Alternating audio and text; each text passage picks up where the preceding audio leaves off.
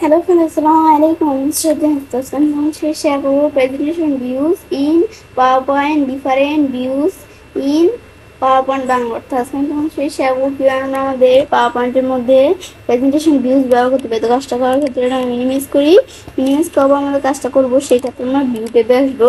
আসার পর আমরা প্রেজেন্টেশন ভিউর কাজটা করার ক্ষেত্রে সেই মধ্যে থেকে আমরা প্রথমে যে দিক থেকে এই বিষয়গুলো দেখবো। তো এখন আমরা আমাদের এই দিক থেকে আমরা নর্মাল এটা কিন্তু দেওয়া থাকে। তার মধ্যে আউটলাইন ভিউ দেই, আউটলাইন ভিউ দিলে আউটলাইন ভিউতে কিন্তু আমাদের এইগুলো দেখাচ্ছে। তো এবার যদি এখন দেখি এবার আমরা আমাদের যে স্লাইডগুলো এগুলো কিন্তু আউটলাইন ভিউতে আমরা দেখতে পাচ্ছি।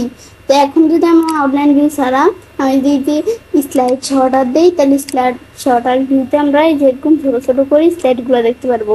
তারপরে নোটস পেজ, এখন আমি নোটস পেজ দিই তাহলে আমাদের এরকম নোটস পেজ থাকলে তা আমার ছেলে কী করতে পারে, আমাদের যে এখান থেকে স্লাইড সম্বন্ধে নিচে কোনো কিছু লিখতে পারি।